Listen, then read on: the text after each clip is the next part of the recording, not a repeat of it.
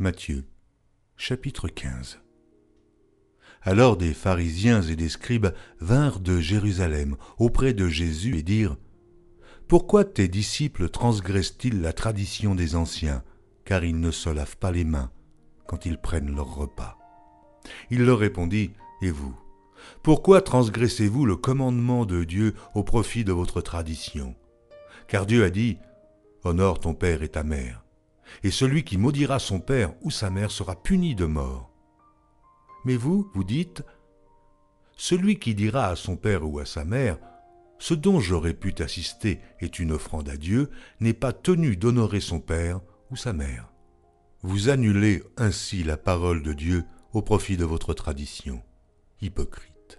Ésaïe a bien prophétisé sur vous quand il a dit : ce peuple m'honore des lèvres, mais son cœur est éloigné de moi. C'est en vain qu'il m'honore en enseignant des préceptes qui sont des commandements d'hommes. Ayant appelé à lui la foule, il lui dit : écoutez et comprenez. Ce n'est pas ce qui entre dans la bouche qui souille l'homme, mais ce qui sort de la bouche, c'est ce qui souille l'homme. Alors ses disciples s'approchèrent et lui dirent : sais-tu que les pharisiens ont été scandalisés des paroles qu'ils ont entendues ? Il répondit : toute plante que n'a pas plantée mon Père céleste sera déracinée. Laissez-les, ce sont des aveugles qui conduisent des aveugles, et si un aveugle conduit un aveugle, ils tomberont tous deux dans une fosse. Pierre, prenant la parole, lui dit : explique-nous cette parabole. Et Jésus dit : vous aussi, êtes-vous encore sans intelligence ? Ne comprenez-vous pas que tout ce qui entre dans la bouche va dans le ventre, puis est jeté dans les lieux secrets ? Mais ce qui sort de la bouche vient du cœur, et c'est ce qui souille l'homme. Car c'est du cœur que viennent les mauvaises pensées, les meurtres, les adultères, les impudicités, les vols, les faux témoignages, les calomnies. Voilà les choses qui souillent l'homme. Mais manger sans s'être lavé les mains, cela ne souille point l'homme. Jésus, étant parti de là, se retira dans le territoire de Tyr et de Sidon. Et voici, une femme cananéenne qui venait de ces contrées lui cria : « Aie pitié de moi, Seigneur, fils de David.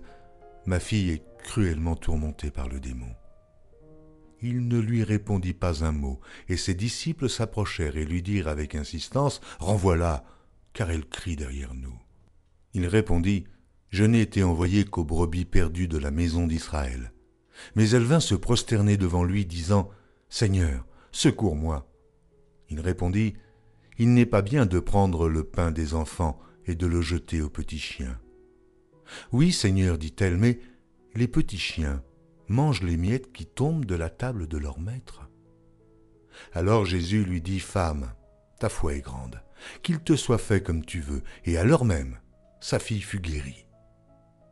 Jésus quitta ces lieux et vint près de la mer de Galilée. Étant monté sur la montagne, il s'y assit.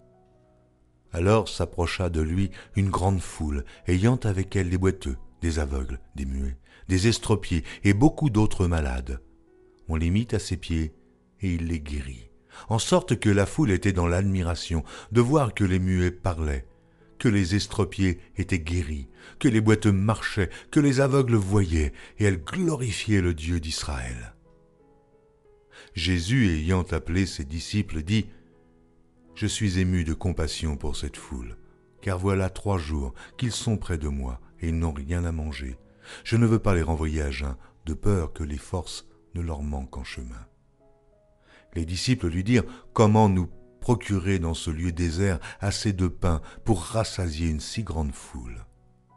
Jésus leur demanda : « Combien avez-vous de pain ? » 7, répondirent-ils, et quelques petits poissons. Alors il fit asseoir la foule par terre, prit les 7 pains et les poissons, et, après avoir rendu grâce, il les rompit et les donna à ses disciples, qui les distribuèrent à la foule. Tous mangèrent et furent rassasiés, et l'on emporta 7 corbeilles pleines des morceaux qui restaient. Ceux qui avaient mangé étaient 4000 hommes, sans les femmes et les enfants. Ensuite il envoya la foule, monta dans la barque et se rendit dans la contrée de Magadan.